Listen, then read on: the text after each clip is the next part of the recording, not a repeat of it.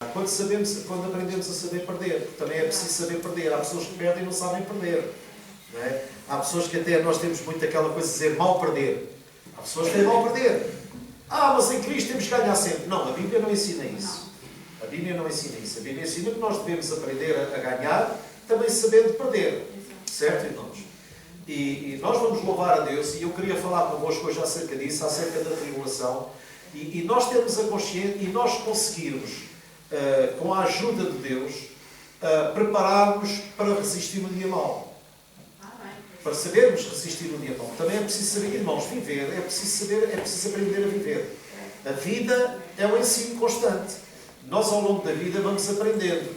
Este livro que aqui está é um livro tudo menos um livro para religiosos. Isto não tem nada a ver com religião. Isto tem a ver com vida.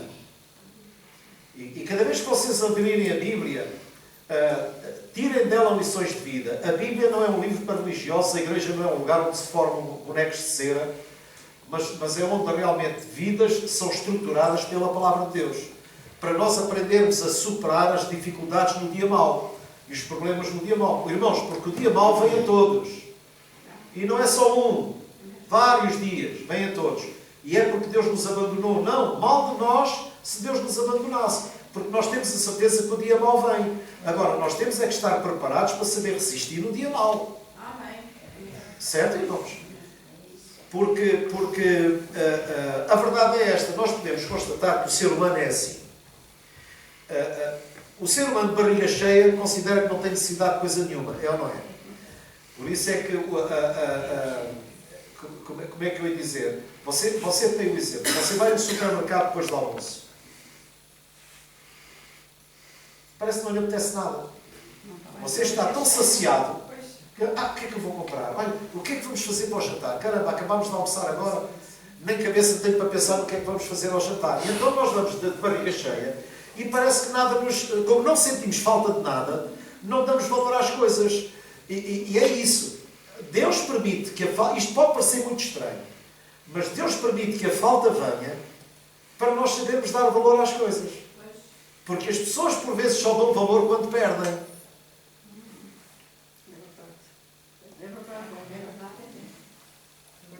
Às vezes nós temos coisas às quais não damos valor. Mas quando perdemos as coisas, dizemos, perdi aqui. Perdi aqui. Então Deus nos conhece como nós não nos conhecemos. Nós, na sexta-feira, falámos acerca da importância do Espírito Santo na nossa vida. E o Espírito Santo não é uma questão de doutrina. O Espírito Santo é uma pessoa. É Deus em nós. E nós não podemos viver sem a presença do Espírito Santo. E o Espírito Santo não é o falar em línguas, nem é o arrepio de espinha. O Espírito Santo é alguém que vem habitar em nós, que é Deus, e esse alguém é que nos vai guiando ao longo da vida. E é esse alguém que vai estar connosco.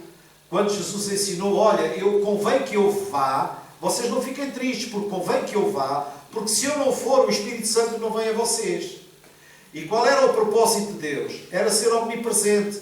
E Jesus Cristo não era omnipresente, irmãos.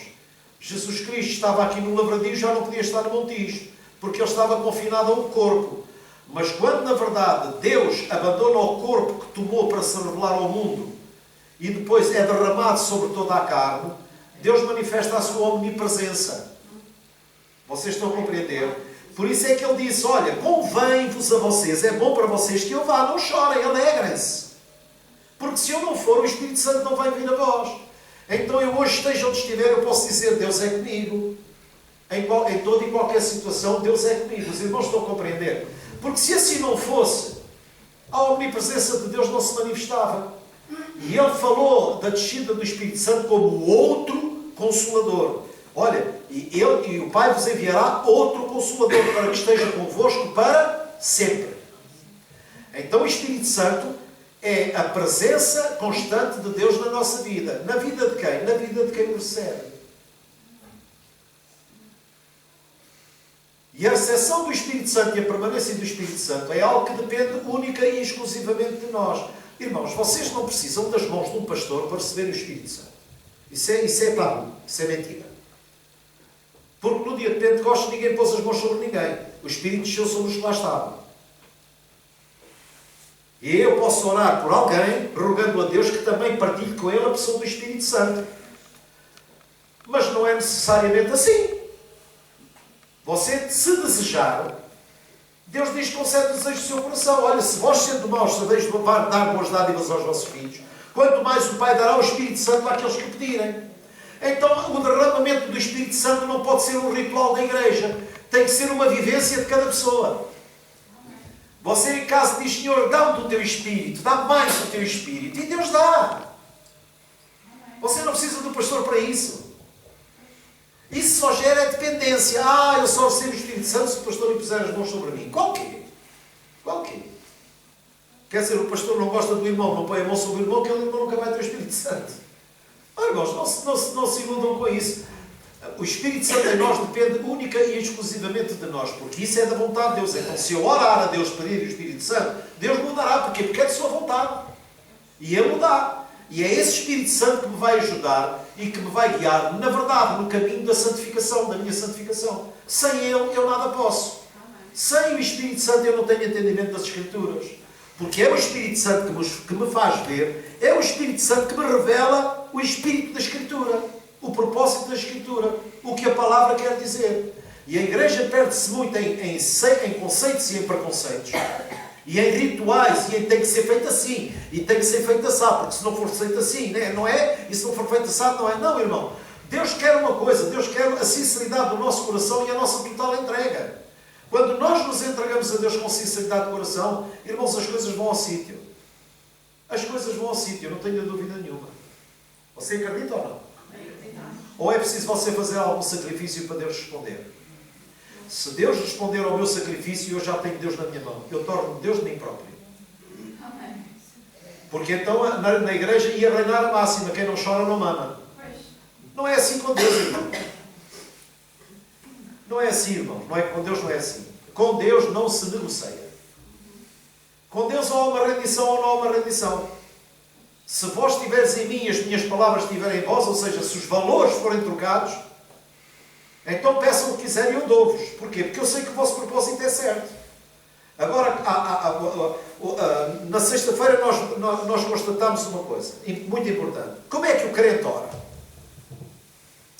O crente, eu não estou a dizer a generalidade, eu estou a falar na generalidade. Claro que há crentes que já não oram assim. A oração do crente é assim: obrigado, Senhor, por este dia. Ó Senhor, obrigado, Senhor, que este dia me corra bem, que tudo aquilo que eu fizer que dê certo. Então o centro da oração sou eu. Pois é, mas o Paulo dizia que a vida dele não tinha nada por precioso. Eu não tenho por precioso a minha vida. Porque a maturidade é quando eu chego a Deus e digo: Senhor, eu quero que Tu me uses esta manhã, Senhor, eu quero que Tu me uses este dia, Senhor. Onde é que eu posso ser útil? Onde é que eu posso ajudar? É eu disponibilizar-me para os outros e deixar a minha vida para segundo plano. Porque aquele que perder a sua vida por amor de mim, achará. Então nós temos que começar o dia dizendo: Senhor, graças te dou por este dia. O que é que queres que eu faça, Senhor? Usa-me. Porque se Tu não me usares, a minha vida não faz sentido. Não é o meu trabalho, não é o meu dinheiro, não é a minha saúde, não é nada disso. É o que é que eu posso fazer em Teu nome e seja útil para que o Teu nome seja engrandecido. Mas não, nós ainda continuamos a ser muito egoístas na nossa oração. É eu e a minha vida. Eu e a minha vida. Eu e a minha vida. Isso é a oração do bebê. Agora a oração do adulto é nós dizermos assim: olha, apesar da minha luta, da minha dificuldade, Senhor, onde é que eu posso ser útil? O que é que eu posso fazer? E então o que é que nós estamos a fazer? Nós estamos a superar as dificuldades e estamos a pôr à disposição de Deus. E será que Deus vai ficar de braços cruzados? Alguma coisa vai acontecer na sua vida, irmãos. De certeza absoluta. Amém. Onde é que a vida do Jó mudou? Quando ele orou pelos filhos, quando ele orou pela família. Não quer dizer que nós não oremos, mas que isso não seja o centro. A Bíblia diz que a vida do Jó virou quando ele começou a orar pelos seus amigos. O Jó perdeu tudo, tudo. Mas a vida do Jó só mudou quando ele começou a orar pelos amigos dele, pelos outros. Quando nós começamos a dispor a nossa vida em favor dos outros, nós já não vivemos o nosso problema. Vocês estão a ver? Então, na nossa vida, as coisas mudam na medida em que nós as encaramos. As dificuldades vêm à nossa vida. E qual é o problema? É algum espanto? Não é espanto nenhum. Da maneira como o mundo está, você não quer ter problemas? O mundo vai de mal a pior. Você não pode tirar nada de bom da parte do mundo. Agora você tem muita coisa de bom para dar ao mundo. O propósito que nos traz à igreja não é sermos abençoados por Deus. Porque se nós vimos à igreja para sermos abençoados por Deus, somos bebés. O filho adulto é aquele que vai à casa do pai e dizer: pai, falta-te alguma coisa? Está tudo bem, pai? Vocês estão bem? Vamos aqui bater um papo, vamos aqui conversar um bocadinho. E então o pai fica contente. Porquê? Porque vê o filho crescer. O filho cresceu. O filho já é autónomo. Esse é o desejo de Deus. É que nós cresçamos. E então que a nossa relação com Ele não seja de pedichice, mas seja de engrandecer o seu nome. E por todo o lado onde a gente vá, toda a gente fala do meu pai. E toda a gente diga realmente o pai dele é uma bênção. Então quando nós formos, vamos onde formos, que Deus seja exaltado por boca de estrangeiros. Como a Bíblia diz. Porquê? Pelo nosso testemunho. Porque nós não vivemos na pedichice. Aquilo que me leva agora é honrar os meus pais. Ainda ontem estava a ver um programa do Manzarra.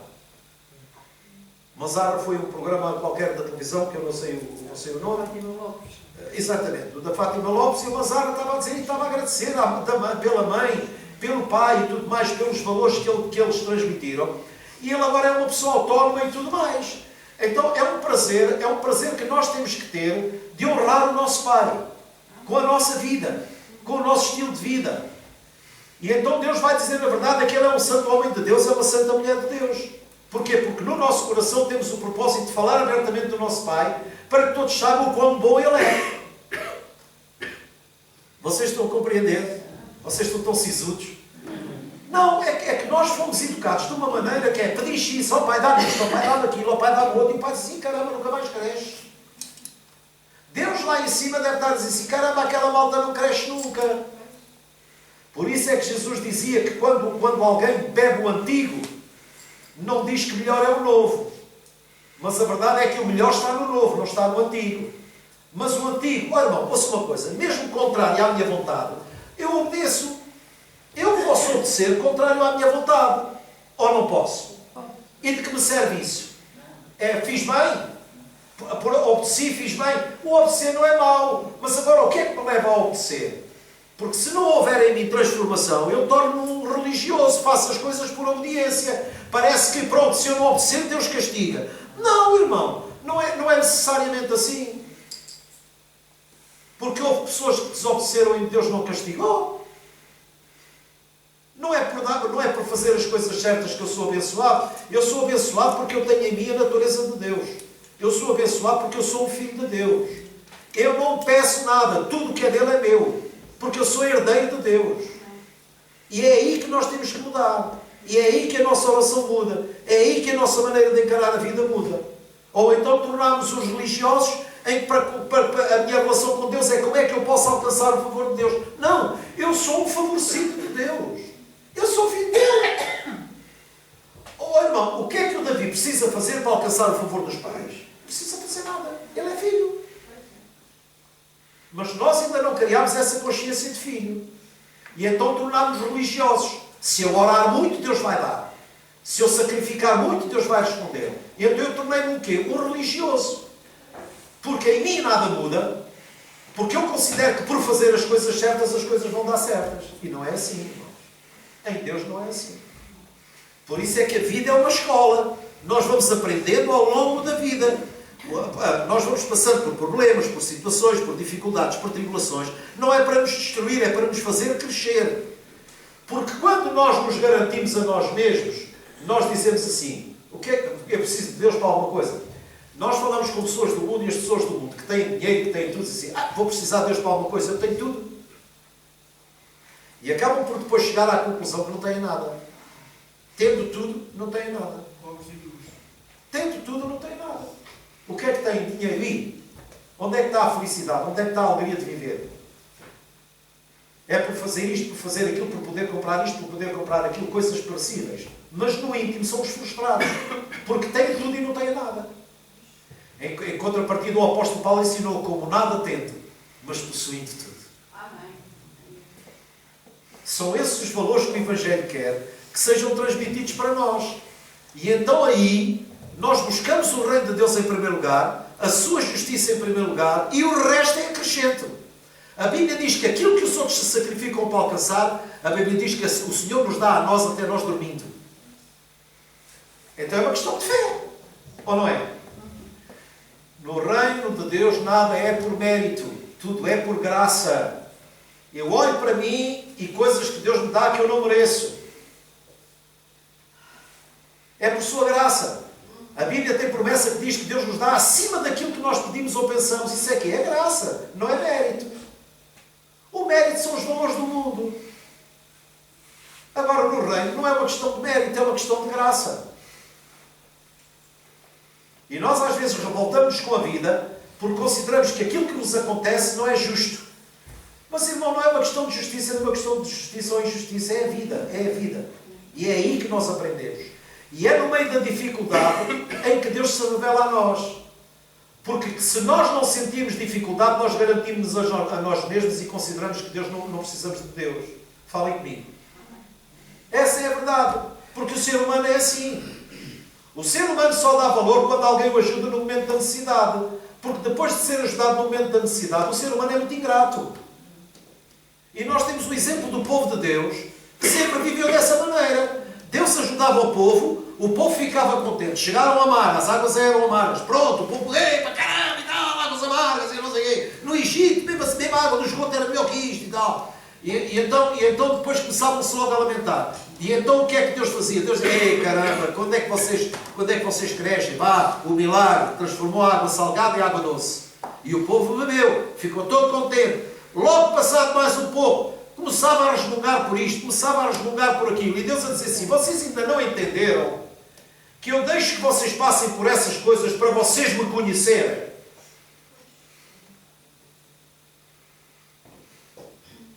Sabe o que é que me fortalece hoje? É o Espírito de Deus me levar a olhar para trás e dizer quem tu eras e como tu és. É isso que me fortalece. E então eu digo, o Senhor que me ajudou no passado é aquele que me ajuda hoje e sempre me ajudará. Porque eu compreendo que pelas situações que eu passei, por mim próprio, pela força do meu braço, pelos meus recursos, eu não conseguia superar as coisas. Mas é nesse momento da nossa dificuldade que Deus diz assim, olha, eu não te disse que não te deixava nem desamparado, eu estou aqui contigo. Amém. Tu é que tens andado longe de mim, mas eu nunca te deixei. Os meus olhos não se fecham. Eu não durmo, nem os meus olhos se fecham. Antes por onde andares, os meus olhos estão sobre ti. Tu é que deixaste pôr os teus olhos em mim. E o teu problema é esse. E é aí que nós temos que crescer, irmãos. Se eu tenho a certeza que Deus está comigo, eu não preciso pedir nada para mim. Eu só tenho que agradecer a vida que Ele me dá e que Ele me use para a sua glória. Eu quero ser uma pessoa útil. Todos nós temos que ter no nosso coração esse propósito. Sermos úteis. Não sermos pedra de tropeço para ninguém. Sermos uma bênção para todos. Se Jesus disse que nós somos sal e luz, nós temos que ser sal e luz. E o sal não vive para si próprio e a luz não se ilumina a si própria. A luz veio para iluminar os outros. E o sal veio para dar paladar às coisas. Não é para viver do seu próprio paladar. Então, se somos sal e luz, nós estamos cá para sermos usados para os outros. Porque de nós, irmãos, não digam isto lá fora a ninguém. Isto é um segredo para nós. De nós, Deus cuida. Buscai primeiro o reino de Deus e a sua justiça, e todas as outras coisas que o Pai sabe que vocês precisam, vos serão acrescentadas. Não tenha dúvida nenhuma. Posso ouvir ao menos, irmãos? Vamos pôr de pé. Vamos pôr de pé. Santo é o Senhor nosso Deus, amém? Quem é que acredita que Deus não nos deixa? Deus não nos abandona nunca, nunca, nunca, nunca. Nunca, nunca, nunca, nunca. Agora não tenha uma relação promíscua com Deus. Quando você está aflito, Deus vem e você honra, e depois de você estar suprido, abandona. Não faça disso a sua vida, a sua condição de vida. Mude de vida. Seja uma pessoa constantemente constante, porque isso é uma questão de caráter. Irmão, a personalidade de uma pessoa, ela não se altera. Ela tem uma personalidade ou outra personalidade. Agora o caráter muda, o caráter pode ser moldado. A personalidade não, a personalidade é a essência da pessoa. Persona. Isso aí não muda. Há pessoas que têm uma personalidade, outras têm outra. Não importa, não é defeito, não é defeito. Isso já vem, isso já vem. Agora, no demais ao longo da vida, irmão, o nosso caráter vai sendo moldado. Nós podemos ser mais resingões, deixamos de ser, porque isso é a maturidade, a maturidade. Você come uma fruta verde. Eu gosto muito de fruta verde, mas também reconheço que a fruta verde não tem tanto paladar como a fruta madura. O amadurecimento refina o gosto das coisas, é ou não é? É verdade ou não é verdade? E sabe, é aí que nós temos que aprender, é a saborear a vida. E a vida só se aprende a saborear quando nós passamos pelas coisas e passamos por elas e dizemos se realmente é verdade. Olha as coisas que nós aprendemos na vida. Passei por esta situação, eu vi as coisas de uma maneira, hoje vejo as coisas de uma maneira completamente diferente. Então isso é crescimento, isso é maturidade. Amém, irmãos? Amém. Glória a Jesus.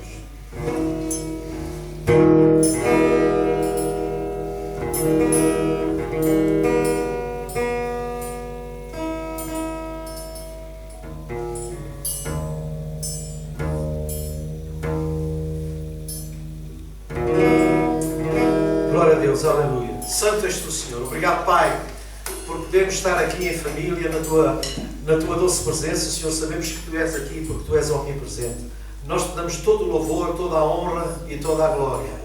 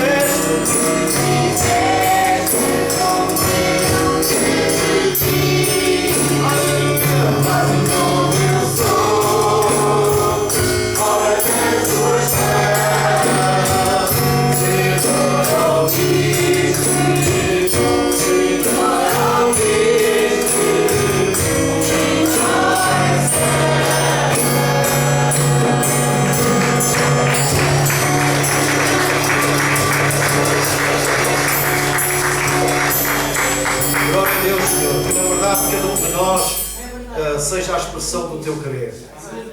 Porque se assim não for, Senhor, não faz sentido. Não faz sentido. Usa-nos para a glória do teu nome, em nome de Jesus. Amém, irmãos? Amém? Vamos sentar, vamos sentar. Eu estou atrapalhado para ela. Graças a Deus. Deus é muito bom.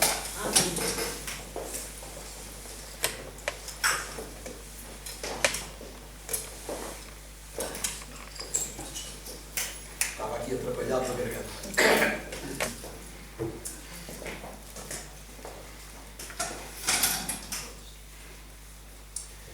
Graças a Deus que nós, ao longo da vida com Cristo, ao longo da vida com Cristo, nós aprendemos a... Não, porque eu depois estou a falar e a chupar-se, fica ao longo da nossa... Mas está complicado.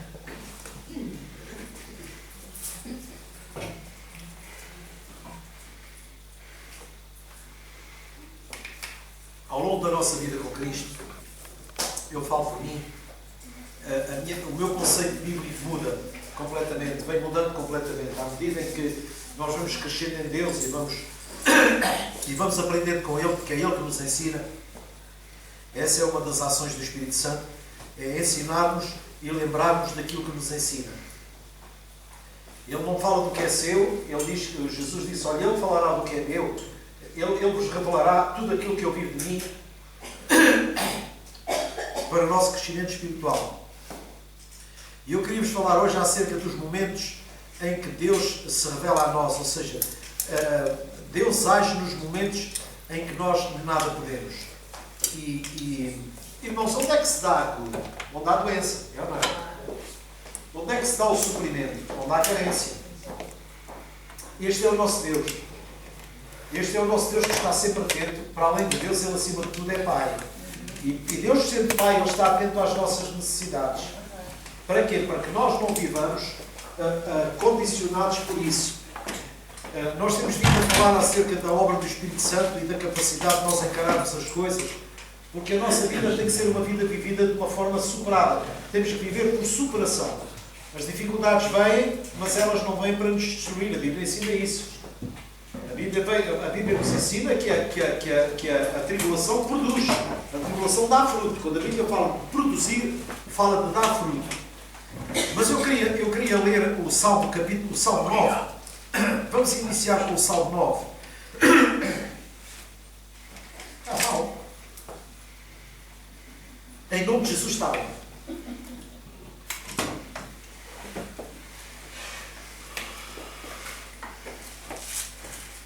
O Salmo 9. A fé não nos torna imunes aos problemas, não. A fé nos educa a viver.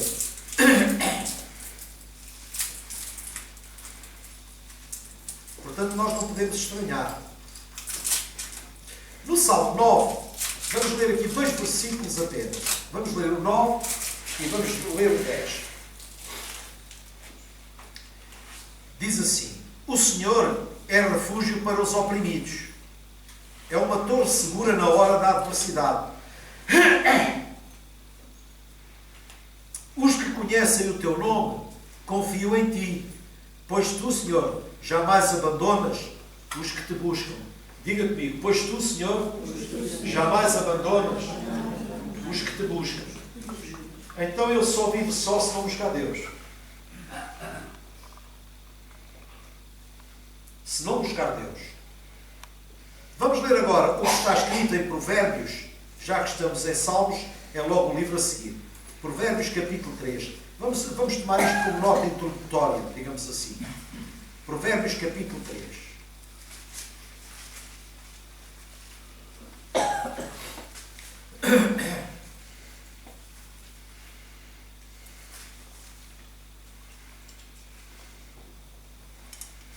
Mas vamos ler com olhos de ver e ouvidos de ouvir. Amém? Com olhos de ver e ouvidos de ouvir. Diz assim. Provérbios capítulo 3, versículo 5 diz assim: confia no Senhor de todo o teu coração. Não é pela metade, não é no dia da dificuldade, irmãos. Confiar em Deus é em todos os dias. Os nossos pais, eu já não tenho os meus em cabo, mas eles continuam vivos. Mas quando eu podia desfrutar da presença carnal deles, eu partilhava com eles as coisas boas e as coisas más. Eu não buscava só os meus pais quando eu precisava deles. Não, eu sentia a necessidade também de os alegrar com a minha alegria, com algo que eu conseguia na vida. Dizia, olha pai, consegui isto, consegui aquilo. E então, essa superação trazia alegria ao meu pai. E então diz assim, confia no Senhor de todo o teu coração e não te apoies no teu próprio entendimento. Irmão, nunca se estribe no seu próprio entendimento, nunca se estribe também nos seus próprios recursos. É mau ter recursos? Não. Mau é nós não sabermos usá-los bem. É mau ter dinheiro? Não. Desde que seja você a ter o dinheiro e não o dinheiro a tê-lo assim. Depois diz assim, versículo 6. Reconhece o Senhor em todos os teus caminhos e Ele endireitará as tuas veredas. Olhe para mim. O reconhecer é eu considerar que estamos numa situação qualquer, há algo que muda aquela situação, eu reconheço que não fui eu, se não fui eu, só foi Deus. Ou seja, Deus está sempre connosco, Ele não nos abandona e é Ele que vai endireitando o nosso caminho. Irmão, nós vamos num caminho. E entretanto, acontece o seguinte, Jesus disse, Ele próprio se constituiu o caminho. Ele é o único caminho que nós temos. Quando nós andamos fora dele, o que é que andamos? Na valeta. Nós andamos na valeta. E o Senhor diz que endireita o nosso caminho. Ele puxa-nos para Jesus. O Espírito Santo sempre apela à nossa ligação a Cristo. À nossa ligação. A carne quer que nós deixemos a Cristo. Mas o Espírito e a carne e o Espírito, isto é uma luta eterna. É uma luta até ao fim. A luta da carne contra o Espírito e do Espírito contra a carne é até ao fim. Porque a carne não quer nada com Deus. Por isso é que Deus disse que o que é perecível não tem acesso ao seu reino. A carne e o sangue não herdarão o reino de Deus. Porquê? Porque não têm nada a ver com Deus. Não querem nada com Deus. Hoje a carne nos condiciona em termos de vida porque a tentação é carnal. Vocês já viram que a Bíblia diz que não vem sobre vós tentação senão humana. A tentação é carnal. Deus não pode ser tentado e ninguém tenta. Porquê? Porque Deus não é carne, Deus é Espírito. E a tentação se dá na carne. E qual é a porta da tentação? É o império dos sentidos. E aí o diabo reina. Você sabe que não pode comer doces, mas passa por uma pastelaria e os olhos saltam. Você sabe que não deve beber álcool, passa para a taberna e não consegue passar sem entrar. Ou seja, a tentação entra pelo império dos sentidos. Então nós temos que quê? Nós temos que dar fome à carne e temos que alimentar o Espírito para nós podermos viver com Deus. Por isso é que nós temos que o reconhecer em todos os nossos caminhos. Sabe que o que fez o filho pródigo voltar para casa foi reconhecer que estava melhor com o pai do que estava sem ele. Mas o que é certo e sabido é que o momento que ele viveu fora da casa do pai foram momentos prazerosos. Andou com as mulheres que quis, bebeu o que quis, comeu o que quis, mas acabou por chegar à conclusão que aquilo foi quê? Transitório, passageiro, aquilo não lhe acrescentou nada à vida. Foi só um desfrute. Mas a vida é mais do que isso. Você já viu o que é você viver de uma forma condigna e depois, quando você tem possibilidade para desfrutar alguma coisa, o sabor desse desfrute é outro? Quando você luta para alcançar uma coisa, mas quando consegue alcançar aquela coisa com toda a lisura, você tem prazer naquilo que alcança e dá valor àquilo que alcança. Quem é que pode dizer assim que as coisas fáceis parece que não dão gozo? Quer dizer, as pessoas que têm facilidade em ganhar dinheiro, aquilo não lhes dá. Aquilo é natural, é normal, aquilo não lhes dá prazer absolutamente nenhum. Agora, quando nós lutamos para alcançar alguma coisa e conseguimos alcançar, aquilo tem um sabor para nós completamente diferente. Foi ganho pelo suor do nosso rosto. Nós damos valor às coisas que alcançamos. Não foi fácil, mas consegui. Mais uma prova de superação. E aí nós crescemos. E aí nós somos capacitados para poder ajudar e ensinar os que vêm atrás de nós. E aqui a Bíblia é clara quando diz: confia no Senhor de todo o teu coração e não te apoies no teu próprio entendimento. Maldito o homem que confia no homem. Maldito o homem que confia em si mesmo e que faz da sua força o seu braço. garante. Porque a vida vai mostrar que isso não vale. A vida vai mostrar, irmãos. A vida é uma escola. A vida é um campo onde nós podemos pôr em prática tudo aquilo que aprendemos, de bom ou de mau. E em função da nossa aprendizagem, diz-me com quem andas, dir-te-ei quem és. E em função da nossa aprendizagem, nós vamos ter esse fruto na nossa vida. Todos nós, quando alcançamos uma certa e determinada maturidade, nós tornamos pessoas mais calmas, mais tranquilas, mais cuidadosas, já não tomamos decisões em cima do joelho, já ponderamos as coisas. Porquê? Porque nós sabemos que na vida há um momento da surpresa boa e da surpresa menos boa. Então nós já temos a maturidade para nos sabermos prevenir. Com Deus é precisamente a mesma coisa. Deus nos ensina a viver com todo o cuidado. Mas Deus não nos priva de nós desfrutarmos, porque quando Ele disse, se quiseres e me ouvires, comereis o bem da terra. Então eu tenho a certeza absoluta, se eu seguir a Deus e se eu ouvir a voz de Deus e se me deixar guiar pelo Espírito de Deus, todas as coisas me serão acrescentadas de uma forma natural.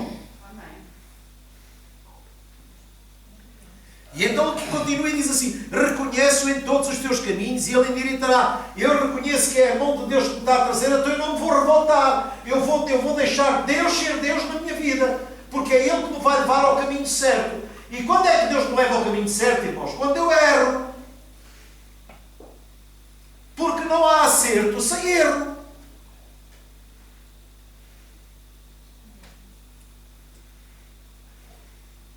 Nós não somos perfeitos, nós vamos errar a vida inteira. Mas o erro não significa pecado, irmãos. Quantas vezes nós estamos a fazer coisas boas com bons propósitos e estamos a fazer um erro? Quantas vezes nós estamos a ajudar uma pessoa que ela não vai tirar o devido proveito da ajuda que a gente lhe está a dar. Mas nós estamos a fazer as coisas corretas com o propósito correto, mas o fruto é mau. Então o erro não significa que seja pecado. Estão a ver? Então nós temos que reconhecer Deus em todos os nossos caminhos e dizer, para lá, é Deus que me está a trazer ao caminho. Quando alguma coisa de mal acontece, irmãos, quando as coisas estão todas bem na nossa vida, tudo tranquilo, é muito perigoso. É muito perigoso, porque passar do colo de Deus para o colo do diabo é fácil. Porque o nosso conforto, por vezes, é o nosso maior inimigo. É verdade. Eu não vou ao ponto de viver como os frades vivem, como os amados viviam. Os frades, eu uma vez fui ao Mafra. Fui ao convento de Mafra e eles dormiam em cima de tábuas. Só tinham um sítio da coluna onde a espinha ficava, onde a coluna ficava, tinha ali uma coisinha, para eles se deitarem. Porquê? Eles sacrificam o corpo para nunca se desligarem de Deus. Eles ligam-se a Deus através do sacrifício.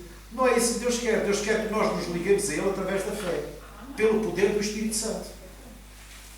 Porque já não restam mais sacrifícios. Eu não preciso de me sacrificar para ter acesso a Deus ou para me relacionar com Deus. Isso é um relacionamento doentio. Então Jesus Cristo, eu estou a dizer que Cristo foi uma banana que foi à cruz fazer o quê? Não. O Cristo foi pagar por mim. Então se Ele foi meu substituto, eu não preciso de sacrificar coisa nenhuma. Não, muito pelo contrário, eu preciso de viver à sombra do sacrifício dele. Isso é que é viver o verdadeiro cristianismo. É tomá-lo como cordeiro imolado em meu favor. Então já não restam mais sacrifícios. Agora eu tenho que aprender a viver. Há pouco estávamos a falar lá dentro uma coisa interessante. Porquê é que Jesus diz assim? O ladrão não veio senão a roubar, matar e destruir. E ele o que é que ele veio oferecer? Eu vim para que vocês tenham vida e a tenham com abundância. Porquê? Porque o povo não tinha vida. O povo religioso não tem vida. O povo de fé vive, mas o povo religioso não tem vida. Porque o povo religioso está confinado a regras, normas e leis. Regras, normas e leis. Regras, normas e leis. Ora, a obediência não significa devoção. Eu posso obedecer e não ser devoto. A irmã Adília dá-me uma instrução. E eu só por respeito a ela vou fazer. Mas vou contrariar, porque assim, eu vou fazer uma coisa que eu não devia fazer. Mas pronto, como eu tenho que obedecer, vou obedecer. E então eu obedeço. Qual é o propósito dessa obediência? Que fruto é que isso traz? Se isso não renova o entendimento, não traz fruto nenhum. Por isso é que Deus não quer as coisas assim. Deus quer as coisas assim desta maneira. Quem me quiser servir, serve-me de coração. Porque eu não aceito de outra maneira. Eu não quero que a pessoa me sirva para depois me jogar em cara aquilo que me faz. Não era isso que o povo fazia. Inútil é servir-te. O povo em Malaquias dizia: para que é que nós fazemos as coisas? Inútil é servir. Qual é a vantagem que nós temos? Então quer dizer, a relação com Deus, se não tiver nenhuma vantagem, não serve. Então eu não sigo a Deus por amor. Eu não reconheço o sacrifício de Cristo. Eu sou o interesseiro. Irmãos, longe de mim, amigos assim. Longe de mim. Isso é uma relação tóxica que dura enquanto dura. Porque enquanto houver troca de favores, vai tudo bem. Mas quando um roer a corda, tudo se estraga. E há pessoas que têm uma vivência com Deus desta maneira. À espera que Deus responda à sua oração. À espera que Deus responda ao seu: Senhor, eu sou-te fiel. Então isso era o que o fariseu hipócrita dizia. Eu não sou como este. Quer dizer, ele estava a dizer para uma pessoa que era pura de coração que ele não era. Eu não sou como este. Este só faz a borrada na vida. Mas é curioso que Deus disse assim: não, mas é para esse que eu vim. Eu não vim para ti porque tu estás-te a justificar a ti próprio. Tu pensas que por dares o dízimo, porque por orares 5 vezes na semana, por fazeres isto, fazeres aquilo, que és mais do que o outro. Bom, se tu te garantes a ti próprio, eu não venho para aqueles que se garantem. Eu vou para aqueles a quem ninguém estende a mão. E é a ele que eu vou estender a mão porque ele é que precisa. Vocês estão a compreender? Então, na minha relação com Deus, tudo o que eu fizer com Deus não é por uma questão de receber dele favor. Não, é pelo reconhecimento do favor que já me foi concedido. Porque eu agora já não sou mais um estrangeiro, eu sou um filho. O estrangeiro não fica na casa do pai, mas o filho fica. Eu agora sou um filho de Deus. Eu agora sou uma nova criatura. Eu agora sou legal herdeiro daquilo que o meu pai tem. Então tudo o que é dele é meu. Eu não preciso pedir, é meu. Eu tenho é que desfrutar com tudo o que o meu pai pôs ao meu alcance. Com maturidade. Com maturidade. Com maturidade. Então eu tenho que o reconhecer em todos os meus caminhos. Eu não posso andar de qualquer jeito. O cristão não pode viver de qualquer maneira, irmãos. O cristão tem o nome a defender. Por causa disso não acontecer, é que a Bíblia diz que o nome de Deus é blasfemado lá fora, por causa daqueles que se dizem filhos de Deus e não o são. Porque não têm no coração o propósito de honrar o Pai. Posso saber, não é verdade? Isto é verdade. Nós podemos ter dificuldades na vida, eu já passei por muitas e de vez em quando ainda passamos por apertos, mas irmãos, nós temos de andar de cara limpa. Porque então eu não estou a honrar o meu Pai. Eu posso ouvir lá fora, ou até cá dentro, e andar aqui na igreja a fazer o quê? Se a vida da pessoa não muda. Os irmãos não se importam com o que eu me sinto. Escutem uma coisa. Sejam honestos. Nós estamos em família, apesar de estar a ser gravado direto, às vezes o mal é a falta de honestidade. Nós temos que ser honestos uns para com os outros. Muitas pessoas dão sinais de terem o Espírito Santo porque oram em línguas, porque de vez em quando mandam uma profecia e nada se cumpre e as línguas não produzem fruto nenhum. Não é? Mas nós olhamos para a vida das pessoas e nós constatamos uma coisa. Sabe qual é o dom mais importante nos dias de hoje? É o dom do discernimento do Espírito. Nós temos que discernir os Espíritos. Nós temos que saber o que está por trás daquilo que a pessoa fala. Porque por vezes as pessoas manifestam sinal de espiritualidade e são completamente vazias do Espírito. Porque a gente vê a vida delas, a gente vê a maneira de falar delas, a gente vê a maneira de ser delas. Onde há o Espírito de Deus, irmãos, há mudança. Não pode haver, ninguém pode ter o Espírito de Deus continuando a mesma coisa. Porque o Espírito de Deus transforma-nos. Por isso é que Jesus disse, olha, primeiro, sabes, quem não nascer da água e do Espírito não pode ver. E depois ele disse, não pode entrar. Porque eu não posso entrar num lugar que não vejo. Eu tenho que ver primeiro para entrar depois. Porque aquilo que Deus me revela, escuta o que o Espírito ensina, aquilo que Deus me revela é que me cativa. Porquê é que eu entro no reino? Porque os valores do reino me cativaram. Porque o mundo já não me diz nada. Porque os valores do mundo para mim não me dizem nada.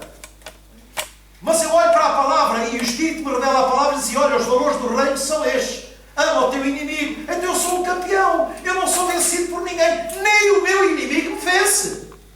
Porque eu já o venci. Então eu sou mais que vencedor. Agora nós compreendemos a razão pela qual Paulo dizia, eu sou mais que vencedor. Eu sou mais que vencedor porque o amor tudo vence. O amor não é vencido por ninguém. Quem ama é vitorioso, irmãos. Porque o ódio não tem poder sobre o amor. O amor é a única arma que destrói o ódio. Destrói o ódio. E essa arma é colocada em nós, como está em Romanos 5, no nosso coração pelo Espírito Santo. O amor de Deus é colocado em nosso coração pelo Espírito Santo. É obra do Espírito, não é mérito nosso. Porque nós antigamente éramos odiosos e hoje perdoamos. E porquê é que hoje perdoamos? Porque há uma nova criação dentro de nós. Porque agora somos filhos de Deus. E se o Pai perdoa, nós também perdoamos porque somos filhos dele. Vocês nunca ouviram dizer esta: Deus perdoa, mas eu não. Olha, Deus perdoa, mas eu não. Bom, então a Bíblia para nós nada serve. Porque quando está escrito, tudo é possível ao que crê. Se tudo é possível ao que crê, eu também creio que tenho poder para perdoar. Só não perdoa se não quiser. Ou isso é só para a fé e só para a cura. Não, irmãos. O perdão tem que ser dado a tudo e a todos. Não é porque mereçam, é porque precisam. Porque tudo que vem de Deus à nossa vida não é por nosso merecimento, é por nossa necessidade. Deus assiste à nossa necessidade. Posso ouvir, não é verdade, irmãos? Querem ver? Venham comigo a Romanos 5. Romanos 5. Não há ninguém que goste de passar por tribulações. Não há ninguém. Mas não há ninguém que passe a vida sem tribulações. Todos nós passamos por tribulações na vida. Isso é algo que é transversal. Isso bate a todos. Uns de uma maneira, ou uma perda, sei lá. Olha, há coisas na vida. Por exemplo, o café onde eu vou tomar o pequeno almoço ao sábado, que é uma coisa que eu gosto muito, é de ir lá à esplanada ao pé da minha casa, vou ao sábado de manhã ao pequeno almoço. No outro dia cheguei lá, não vi lá a televisão, o que é que eu disse? Bom, se calhar avariou. Não, tinha sido assaltado. O café tinha sido assaltado. Levaram tudo à senhora. Levaram tudo à senhora. Tiveram tempo de desapertar as portas, tirar aquilo tudo, não partiram nada. Foi tudo parafuso por parafuso. Aquilo foi obra de mestre. Mas sabe, irmãos, ela lá arranjou maneira de dar a volta e de continuar a trabalhar. Lá arranjou uma torradeira de casa, lá arranjou não sei o quê, e ela abriu e foi. Ela não ficou a lamentar o sucedido. Assim, caramba, realmente é verdade. Mas eu não posso parar. E então o que é que ela procura? Ela não fica no lamento do sucedido, mas ela manda-se para a frente, porque no tempo da dificuldade não é para nós lamentarmos e prantearmos, é para arregaçarmos as mangas. Porque isso é um desafio que vem à nossa vida. Se Deus é por nós, quem será contra nós? É aí que a fé tem de falar. A fé se manifesta na resposta que os problemas têm da nossa parte. Como é que nós encaramos os problemas? Deixamos que os problemas nos prendam ou somos nós que temos de ir ao encontro desses problemas e superar esses problemas? É aí que Deus é honrado e é aí que Deus se manifesta. Quando nós dizemos, Senhor, olha, se não for com a tua ajuda, não temos hipótese. E aí as coisas acontecem. Em Romanos, no capítulo 5,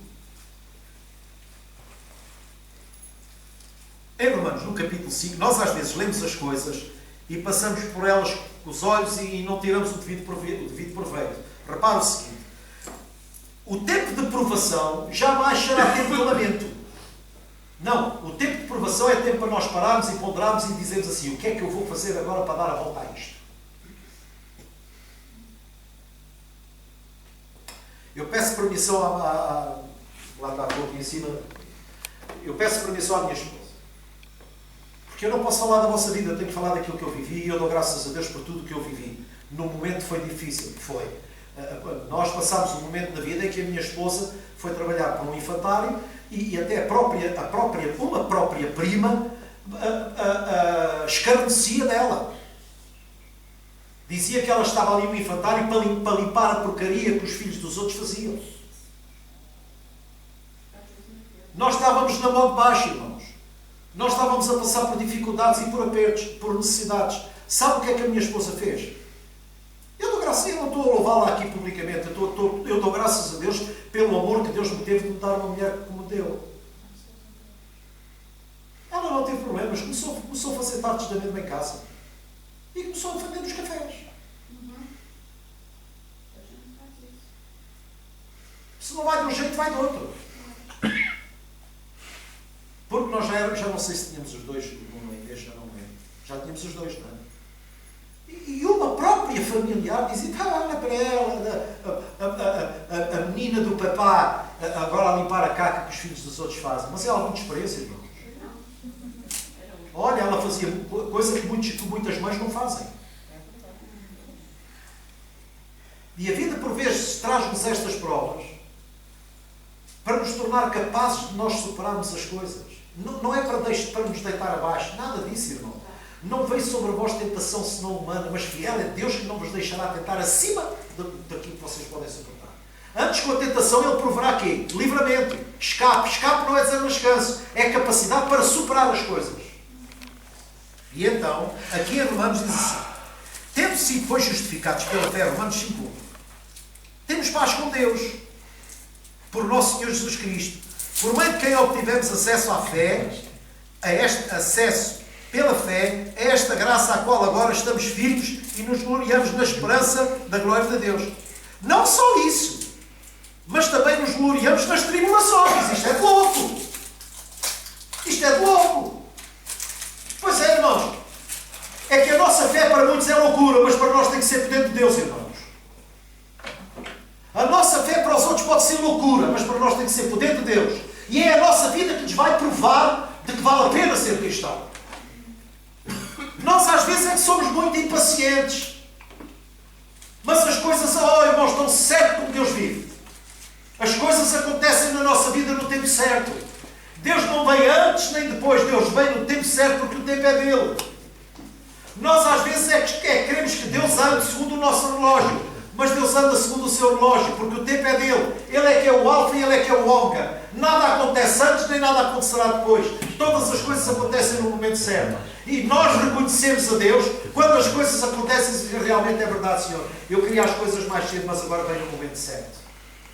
Quem é que está dentro desta sala para dizer? E nós temos que aprender isso. E então diz aqui, não somente isso, mas também nos gloriamos nas tribulações. Porquê? Porque sabemos que a tribulação produz. A tribulação dá fruto. A tribulação não manda ninguém abaixo, irmãos.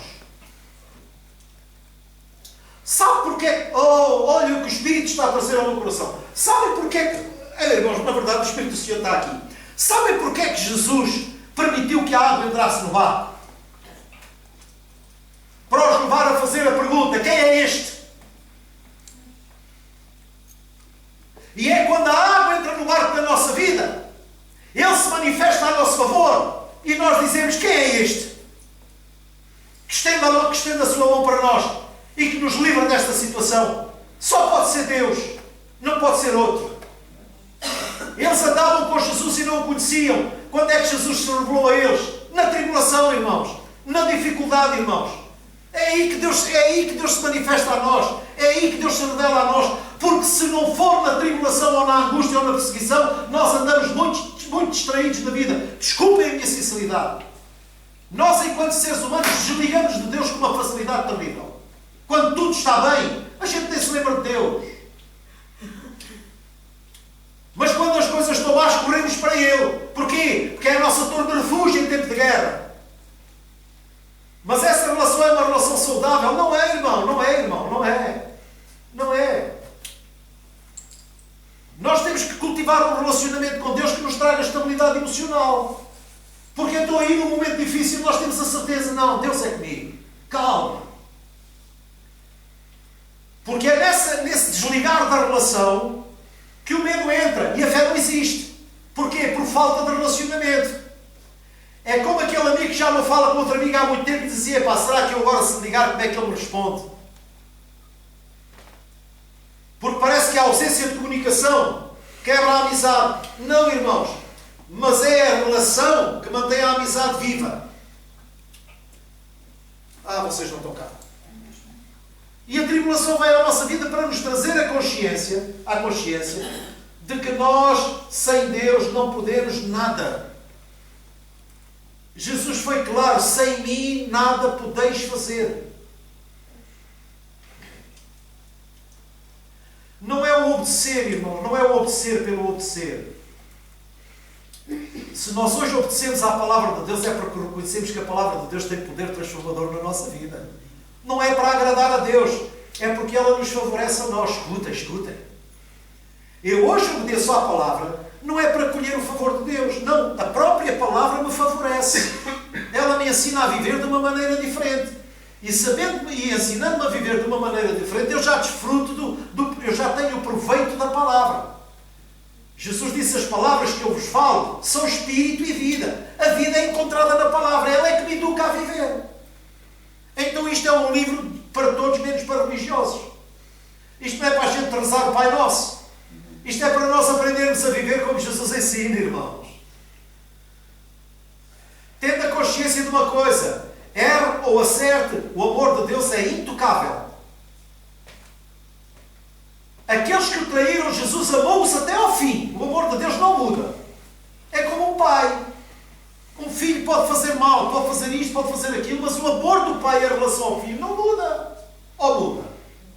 É meu filho. Mas ele é um bandido, mas é meu filho.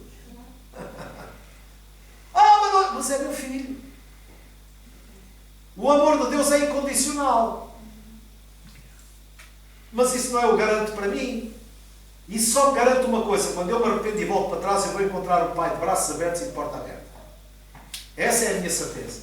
Porque até lá, eu tenho que estar disposto a pagar o erro que eu cometer na minha vida. Porque o meu Pai não me vai passar a mão na cabeça. Ainda há pouco estávamos lá dentro da falar, eu estava a dizer: vocês viram o pai do filho pródigo? O pai do filho pródigo não tinha todas as condições para ir à procura do filho. Sejam honestos. Tinha ou não tinha? Ele foi? Não foi. Porquê? Porque o pai respeitou a decisão do filho. Deus é igual. Filho, não faças isso. E o filho vai e faz o contrário daquilo que o pai quer. Isso já é pecado. Não é errar, isso já é pecado. Porque ele está a fazer o contrário daquilo que o pai queria. Qual foi o fruto? Mau. Ele provou do amargo da vida. E ele depois reconheceu: pois, realmente a única coisa que eu consegui fazer na vida foi amigos de peniche. Se te vi, não te conheci. Porque enquanto o dinheiro rolou, os amigos apareceram como cogumelos. Mas quando o dinheiro acabou, quem é que lhe estendeu a mão? Quem é que lhe estendeu a mão? Sejam honestos, não é isso que acontece na vida. Mas a nossa relação com Deus e uns com os outros não pode ser assim, porque nós não somos deste mundo. Eles não são do mundo como eu também não sou do mundo. Se Jesus disse isso, eu creio que eu também não sou deste mundo, irmãos. E realmente é verdade. Há atitudes que nós tomamos na vida que as outras pessoas: parece que não és de cá. E eu digo assim: mas é que não sou mesmo.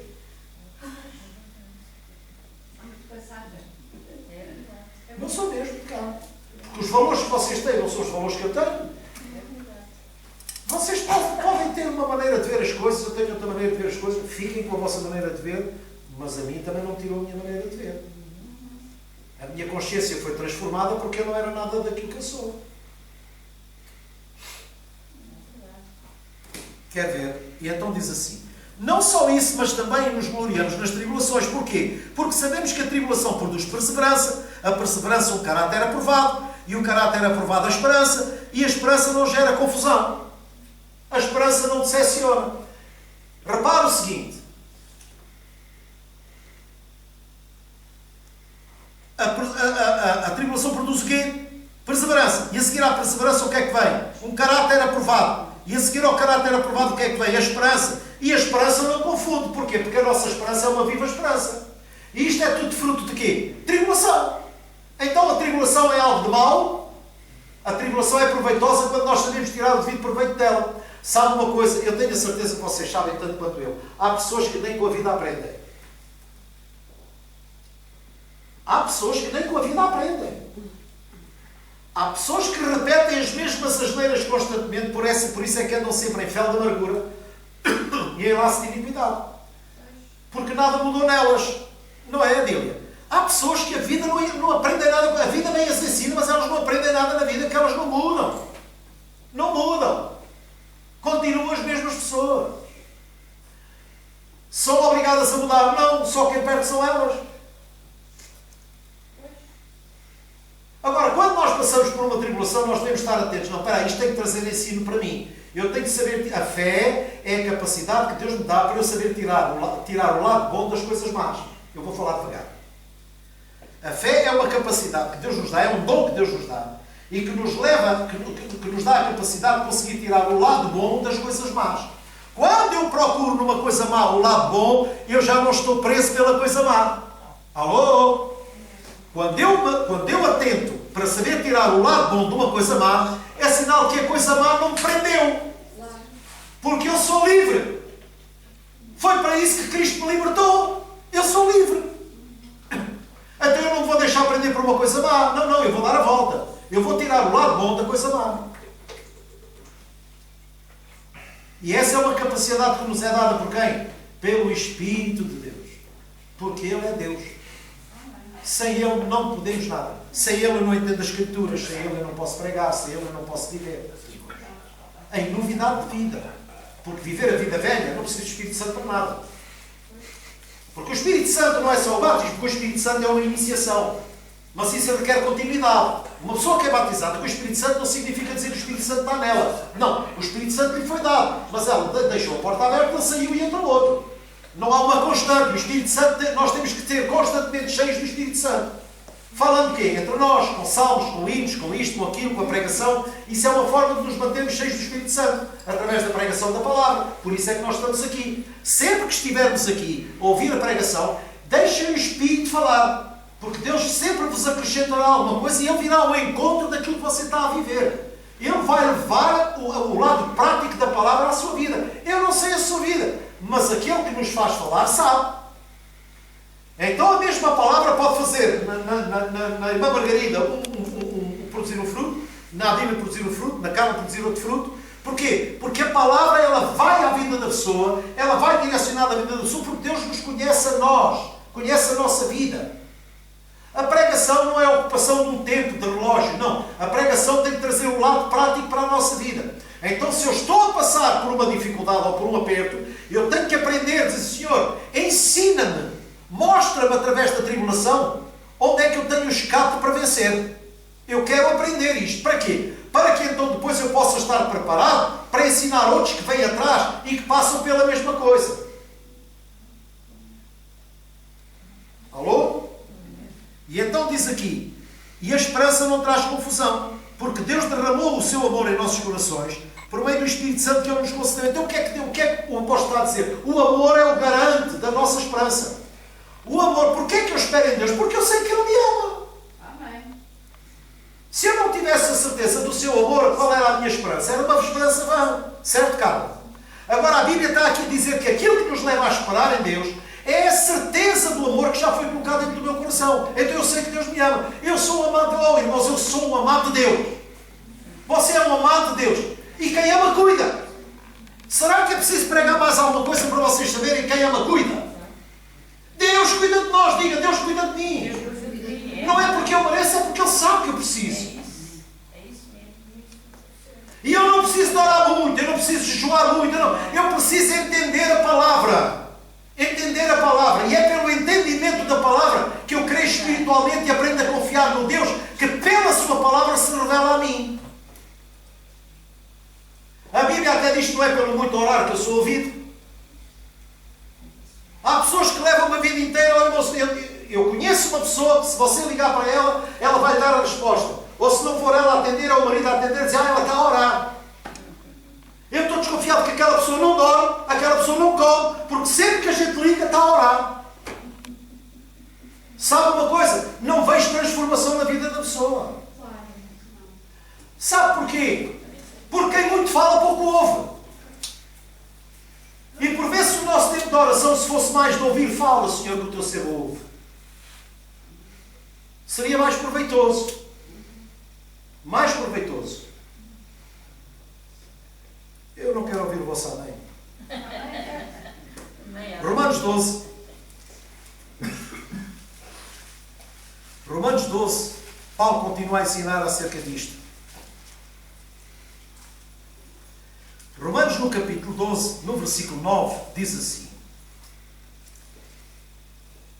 A minha Bíblia diz de uma maneira, a vossa diz de outra, mas quer dizer a mesma coisa. A vossa Bíblia deve dizer, o amor seja não fingido, não é? A minha diz, o amor deve ser sincero. O amor seja sem hipocrisia. Pronto. O amor deve ser sincero. Odeiem o que é mau e apeguem-se ao que é bom. Dediquem-se uns aos outros com amor integral ou fraternal. Prefiram dar honra uns aos outros mais do que a si mesmo. Está a ver? Pôr os outros em primeiro lugar. Nunca vos falte o zelo. Sejam fervorosos no espírito e servindo ao Senhor. Alegrem-se na esperança. Digam comigo, alegrem-se. Na esperança. Quem espera em Deus tem que ter uma razão de alegria.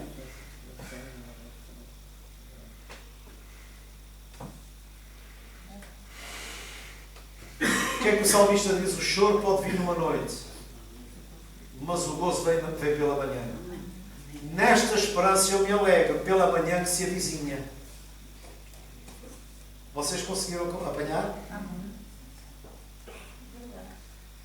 E então diz assim: dediquem-se uns aos outros. Versículo 11: nunca vos falte o zelo. Sejam fervorosos no espírito e servindo ao Senhor. Alegrem-se na esperança. E agora o que é que o Paulo diz? Sejam pacientes na tribulação. Tenham paciência, não desesperem. Sejam pacientes na tribulação. O Paulo ensina a que nós devemos ser pacientes na tribulação. Agora, nós começamos a compreender que quando o Paulo dizia posso todas as coisas, sou mais que vencedor, ele tinha uma vida por trás. E era essa experiência de vida que o levava a dizer: se Deus é por mim, quem será contra mim? Não é usar o chavão bíblico, parece que é a palavra mágica para alterar a nossa vida. Senhor, a tua palavra diz que eu sou mais que vencedor. E Deus diz assim: pois, a minha palavra diz que tu és mais que vencedor quando tu viveres como eu disser que tu viveres. Porque eu não velo sobre a tua palavra nem sobre o teu pensamento. Eu velo sobre a minha palavra para a cumprir. Se tu viveres a minha palavra, não tenhas dúvida nenhuma, o que ela te promete é teu. Mas como é que tu podes crer o que a minha palavra diz se tu não vives por ela? É pelo muito orar que eu vou ver se consigo mexer o coração de Deus? Não, irmãos. Deus não é manipulável. Eu vou ter o fruto daquilo que eu escolho. A minha vida é fruto das minhas escolhas. Se eu escolhi viver pelo Evangelho, o Evangelho me foi proposto. Eu nunca quis nada de igreja, eu nunca quis nada com igrejas, também não era nada contra Deus, nem blasfemava, nem nada disso. Mas quando eu tive o contacto com a Bíblia, eu fiquei fascinado. Porquê? Porque eu comecei a aprender coisas e disse: caramba, isto é bom para viver, isto é bom para fazer na vida, é bom para ter uma prática de vida.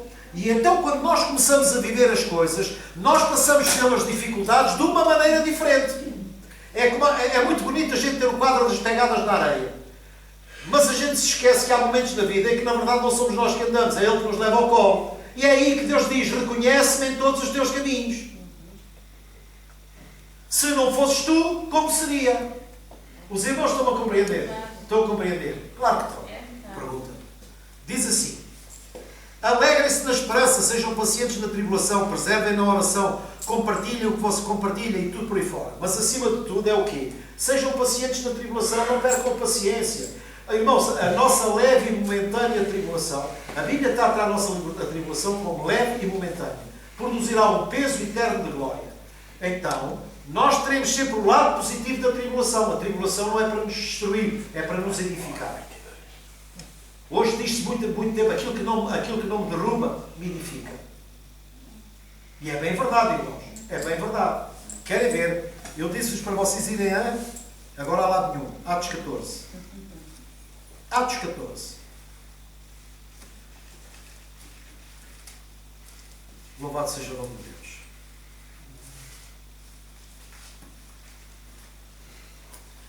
Atos 14. Paulo prega em Listra, prega em Derbe, cura um paralítico e tudo mais. E aquilo foi levantou para lá em vez de Paulo ser coisa, era um lavado a ter. E então, no capítulo 14, no verso 19, diz assim: então, já lá estou, irmãos, Atos 14, 19. Agora vamos ver o lado prático da tribulação. E o entendimento do Paulo, diz assim: então, alguns judeus chegaram de Antioquia e de Íconio, e mudaram o ânimo das multidões. Apedrejaram Paulo e o arrastaram para fora da cidade. Paulo pregava o Evangelho e era apedrejado. Se fosse nos dias de hoje, largava o ministério.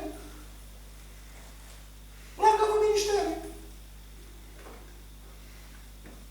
Pensando que estivesse morto, Mas quando os discípulos se ajuntaram em volta de Paulo, ele se levantou e voltou à cidade. Fugiu? Não, voltou à cidade. No dia seguinte, ele e Barnabé partiram para Derbe. Eles pregaram as boas novas naquela cidade e fizeram muitos discípulos. E então voltaram para Listra e Icónio. Voltaram para onde? Para o sítio onde foram apedrejados.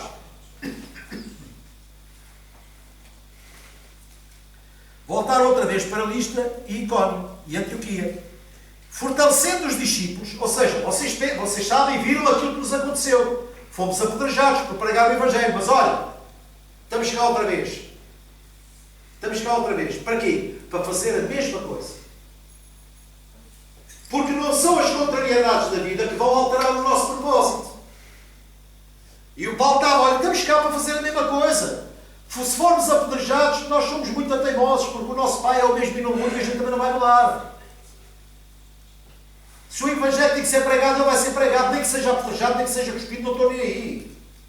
Eu não tenho a minha vida por preciosa, o Paulo dizia. Para mim o viver é Cristo, morrer é ganho. Portanto, de um lado ao outro, Paulo estava sempre a ganhar. E então Paulo fala assim aos discípulos. Então voltaram para Listra, Icónio e Antioquia, diz o verso 22, fortalecendo os discípulos e encorajando-os a permanecer na fé, dizendo: é necessário que passemos por muitas tribulações para entrar no reino de Deus. Porque o mundo não nos vai facilitar. Quantas vezes nós falamos do Evangelho às pessoas e elas não aceitam? Porque o mundo não está preparado para aceitar o Evangelho. Ele carece do Evangelho. Ele carece do Evangelho. Mas os valores do mundo são completamente diferentes. É um choque terrível. Por isso é que em nós está uma grande transformação. Quando a nossa maneira de viver é uma maneira de viver completamente diferente e os valores são completamente trocados. Sabe uma coisa? Nós temos que nos lembrar de uma coisa. A gente vem nu e vai nu. Então, enquanto estivermos na terra com toda a sabedoria, desfrutemos do bem dela.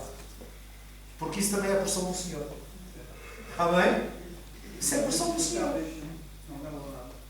E então diz, fortalecendo os discípulos e encorajando-os a permanecer na fé, dizendo: é necessário que passemos por muitas tribulações. É necessário. Ou seja, é imprescindível. Nós temos que passar para saber dar, irmãos. Não é no momento da dificuldade que nós aprendemos a dar valor à vida. É. Todos nós. Porque se a vida fosse uma papa, nós éramos pessoas desplicentes. Mas é na dificuldade que nós damos valor à vida. Assim. Mas é mesmo. Mas é aí que nós podemos criar a expectativa de que alguma coisa vai acontecer. Irmãos, escutem uma coisa.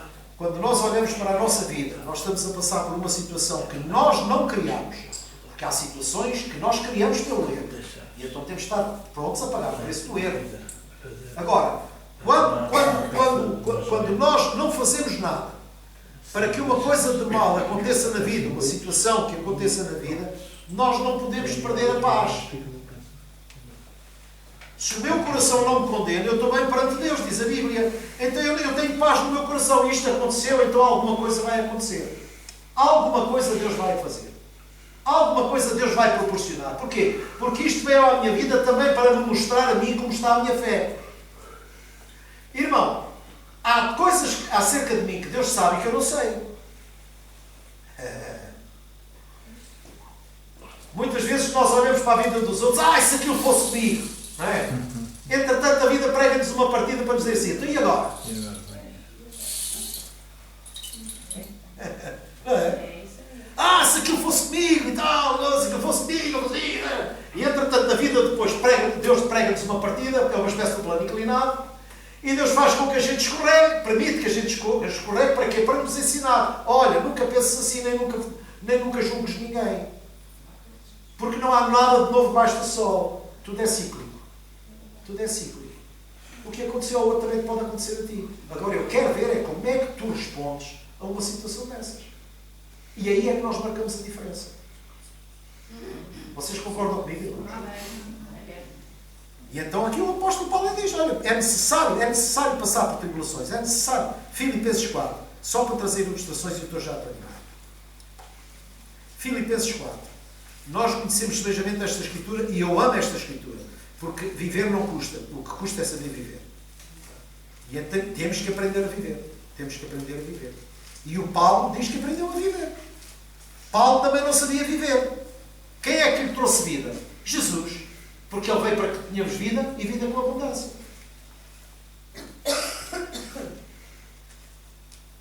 Diz assim, em Filipenses no capítulo 4, vamos ler só o versículo 11 ao versículo 13. Diz assim: Não estou dizendo isto porque esteja necessitado, pois aprendi. O Paulo disse assim: olha, a minha vida não está confinada à generosidade de ninguém. A minha vida é vivida na dependência de Deus. Olha, se Deus me quiser chamar agora, me chame. Se Deus quiser que eu cá fique, que fique. Quer me chame, quer fique, sou dele. Sou dele. E irmãos, isto é uma sabedoria tão grande. Nós fazemos projetos, não tem mal fazer projetos. Mas devemos terminar sempre nos projetos dizendo isto: se for feita a tua vontade. Eu projeto uma viagem e digo para os meus filhos: se Deus permitir, eu quero ir ali, eu quero ir ali. Porque se Deus não permitir, tudo aquilo que eu pretendia fazer não era da vontade dele. Se não aconteceu, então foi o melhor para mim. Eu fiquei muito zangado, porque eu gostava muito. Vocês não são assim. Eu fiquei muito zangado, porque eu gostava muito, mas não fui. Estão a compreender? Porque quando eu fiz a maior asneira da minha vida, foi quando eu queria ir a um certo e determinado sítio e eu não consultei Deus. Eu quis fazer a minha vontade. Sabe o que é que aconteceu? Não fui e tive um acidente. E foi através do acidente que Deus impediu que eu fosse fazer uma asneira maior do que o acidente. E eu reconheço nos meus caminhos. Porque mais valia eu ter orado a Deus e ter pedido a vontade dele e não a minha. E teria evitado muitos males. Mas agora, irmão, já não cometo o mesmo erro. Porque o primeiro erro toda a gente comete, o segundo já é burrice. Nunca tinha tido lua de mel e agarrei na minha mulher e nos meus filhos, marquei uma viagem para Cabo Verde e eu quero sempre dessa vida que os termos de convertir.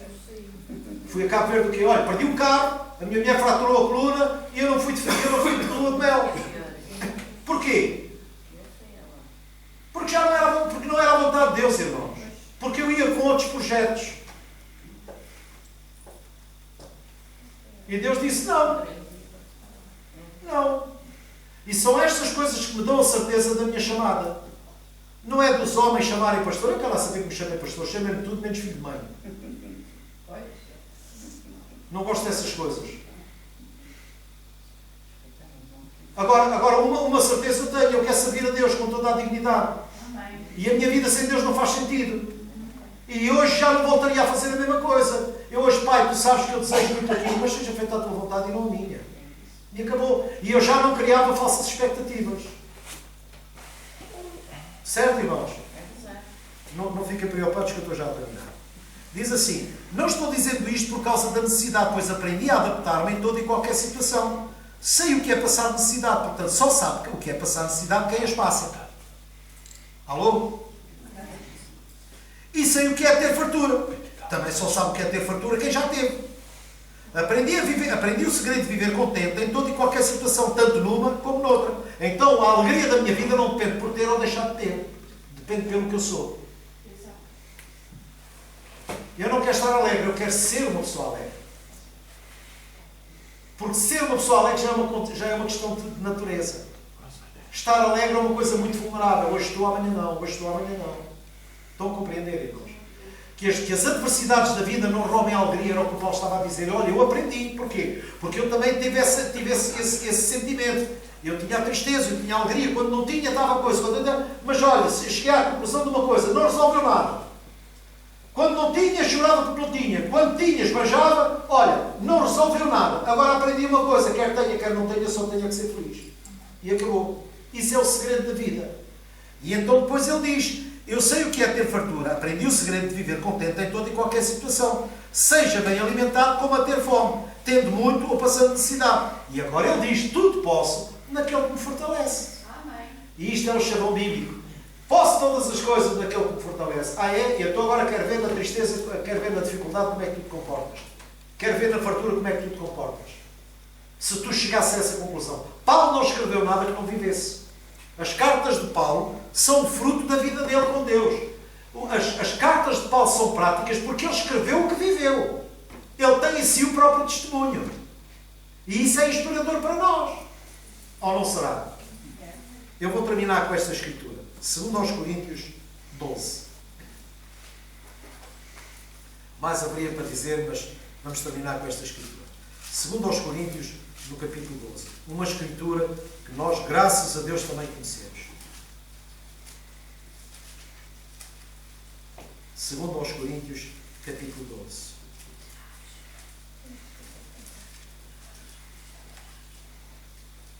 A nossa maturidade é fruto das nossas experiências, é fruto da nossa vivência. Vamos ler aqui apenas alguns versículos. Vamos ler do 7 até ao 10, para não esticar muito. Diz assim, no versículo 7. Para impedir que eu me exaltasse, vocês já lá estão, irmãos? Para impedir que eu me exaltasse por causa da grandeza desta revelação, portanto, isto era Paulo a escrever com base no entendimento dele depois de ter vivido isto. Nós temos que nos pôr na cena para nós compreendermos a razão pela qual ele escreveu. Paulo escreveu porque ele viveu isto. Diz assim, olha, para que não me exaltasse, para impedir que eu me exaltasse por causa da grandeza das revelações, porque o Paulo tinha muito uma tendência à vaidade. Foi-me posto um espinho na carne. Muita gente diz que era epilepsia, outros diziam que era a doença dos demónios, outros diziam, não. O espinho na carne foi algo que gerou nele incómodo, para ele nunca se esquecer que sem Deus não podia nada. E então ele diz, foi-me posto um espinho na carne, a saber, o mensageiro de Satanás, para me atormentar. 3 vezes roguei ao Senhor que o tirasse de mim. Então, quando ele rogou ao Senhor que o tirasse dele, fazia da vida dele o centro da coisa. Era ou não é? E Deus estava a dizer, Paulo, estás a errar outra vez, porque a tua vida não pode ser o teu centro. Liga-te disso e deixa que a minha graça te basta. E então diz assim, mas ele me disse, minha graça é suficiente para ti. Depois dele orar 3 vezes. Se fosse agora, no tempo de hoje, Satanás, sai da minha vida, em nome de Jesus. Satanás, estás amarrado, em nome de Jesus. Quer dizer, o apóstolo nunca orou assim, mas a igreja é ensinada a orar assim. Satanás, estás amarrado. Porquê é que o Paulo não amarrou o diabo? Porque o Paulo era um apóstolo da treta. Nós é que somos bons. Damos logo pancada nele e metemos o pé em cima dele. O Paulo tem muito que aprender connosco. E então diz assim, foi-me posto um espinho na carne do mensageiro de Satanás. E depois diz, 3 vezes roguei ao Senhor que o tirasse de mim. Mas ele disse, minha graça é suficiente para ti, pois o meu poder se aperfeiçoa onde? Na fraqueza. E eu quando li isto digo assim, realmente é verdade, o poder se aperfeiçoa na fraqueza. É porque quando nós estamos fracos, de nós já não há nada. Quando nós estamos fracos, você nunca orou assim, Senhor, eu não sei o que fazer. Eu não sei o que fazer. Eu já não sei o que fazer, Senhor. E Deus olha para mim e diz assim, mas olha, bate assim nas costas, mas eu sei o que tu tens que fazer. E então não é orar muito, é ouvir muito. E Deus vai nos ensinar aquilo que nós devíamos ter feito e não fizemos. E as coisas acontecem. E o que é que aconteceu no Paulo? Uma reviravolta na sua cabeça. Porque aquilo que o levou a orar, hoje ele já o fala de uma maneira diferente. Quer ver? Isto é maravilhoso. Diz assim, portanto, eu me gloriarei ainda mais alegremente em quê? Nas fraquezas. Para quê? Para que o poder de Deus repouse sobre mim. Ou seja, quando eu estou fraco, eu sei que Deus vai fazer alguma coisa. Como eu não posso fazer, eu sei que Deus, eu crio esta expectativa. E esta expectativa, não confundo, isto é a viva esperança. Deus vai fazer alguma coisa. Porque eu não posso fazer, mas Deus vai fazer alguma coisa em meu favor. E então diz assim, porquê? Por isso, por amor de Cristo, me regozijo nas fraquezas, nos insultos, nas necessidades, nas perseguições, nas tribulações, nas angústias. Porque quando sou fraco, é que eu sou forte. É como se eu estivesse numa luta e Deus, e Deus aparecesse em forma corpórea, me empurrasse para o lado e chegasse ao pé do adversário, o que é que queres? Eu, quando era miúdo, uma vez foi mais o meu primo lá para Castelo Branco, e aquilo acabou tudo à pedrada. Acabou tudo à pedrada. E então sabe como é que acabou a história? Deixa estar, acabou a história.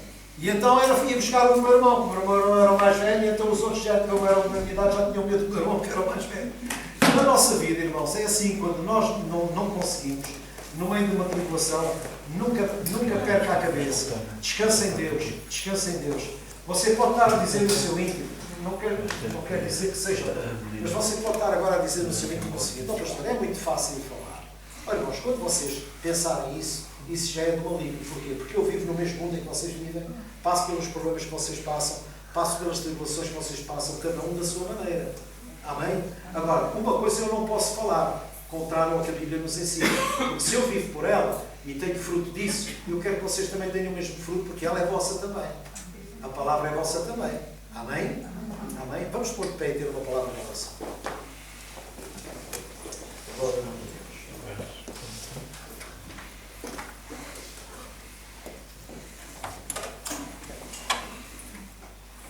Graças a Deus. Santo és tu, Senhor. Pai, nós te damos toda a honra, toda a glória, e nós intercedemos em favor do irmão Francisco, porque ele foi hospitalizado, sabendo que os teus olhos estão sobre ele, que a tua vontade seja feita na sua vida, que a chama da tua presença não se apague no coração da sua família, em nome de Jesus. Desejamos realmente as suas melhoras e nós oramos agradecendo em nome de Jesus. Em nome de Jesus. Te damos toda a honra e te damos toda a glória. Pai, neste preciso momento nós queremos apresentar uma oferta para sustento da obra, agradecendo-te o privilégio que nos dás de nós sempre podermos ter alguma coisa para ofertar. Porque isso também é a tua bênção, é a manifestação da tua natureza em nós. Porque mais bem-aventurada coisa é dar do que receber. Sabemos, Senhor, que quem olha pela nossa vida és tu. E oramos esta manhã para que seja o teu Espírito Santo, Senhor, a dirigir a nossa vida. O desejo do meu coração é que cada irmão seja cheio do teu Espírito Santo, como eu desejo continuar e ser cheio do Espírito Santo a cada dia da minha vida, Senhor. Para que a nossa maneira de encarar a vida seja completamente diferente, para que haja paz no nosso coração. Essa paz que excede todo o entendimento já é obra do teu Espírito Santo em cada um de nós, no santo nome de Jesus Cristo. Diga comigo: enche-me do teu Espírito, Senhor. Enche-me do teu Espírito. Senhor, a tua palavra me promete que se eu te pedir o teu Espírito, tu me dás. Dá-me do teu Espírito a cada dia da minha vida, Senhor, mais e mais. Que a tua presença seja real na minha vida, que ela seja constante na minha vida. E eu te tributo toda a glória e toda a honra, Pai. E o desejo do nosso coração é que tu nos possas, pelo teu Espírito Santo, usar. Senhor, reparte os dons como queres na vida de cada um de nós, para que cada um de nós possa produzir fruto e fruto que permaneça. No santo e poderoso nome de Jesus. Obrigado, Pai, pela sabedoria que nos dás de sabermos a mantermos-nos fiéis e firmes, Senhor, em momentos difíceis da vida, Senhor. Quando alguma contrariedade se levanta contra nós, nós entramos em louvor, te louvamos por tudo aquilo que tu tens feito na nossa vida, Senhor. E te adoramos pelo que és. Em nome de Jesus. Te damos honra e te damos glória. Eu peço ao louvor para subir. Eu peço às irmãs para levantar a oferta. Santo é o Senhor. Santo é o Senhor. Maravilhoso és. Te damos louvor, te damos honra e te damos glória. Em nome de Jesus. Em nome de Jesus.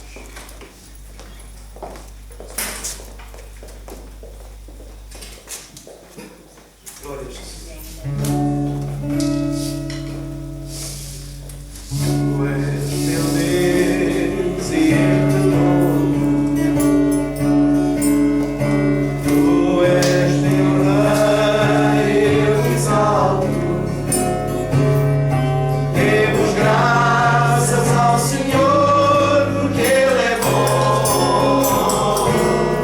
E o seu amor é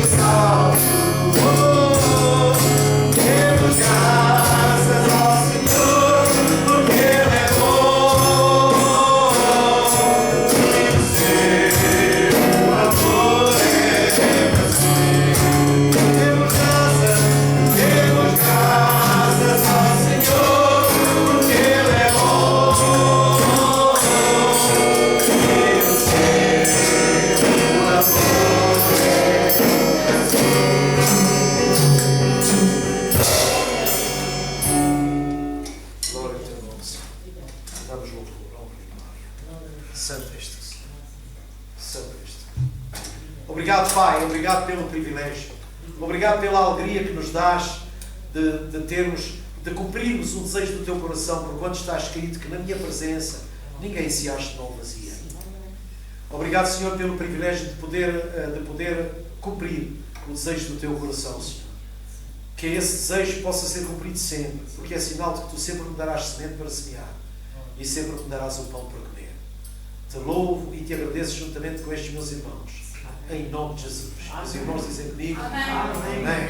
Amém. Glória a Deus. Amém.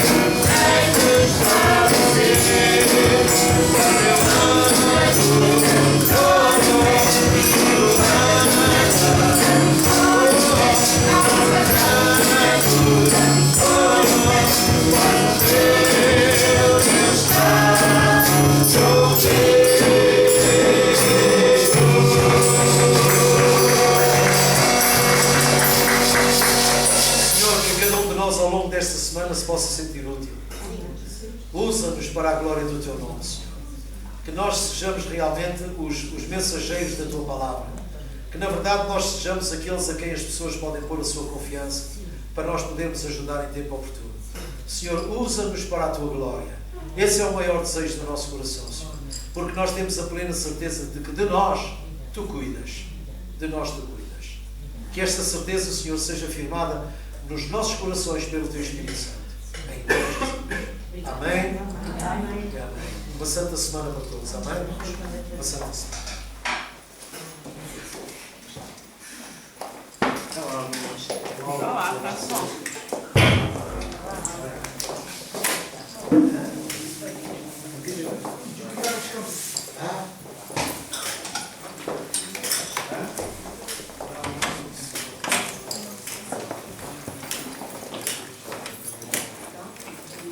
Pois é, irmãos, uma santa semana para todos.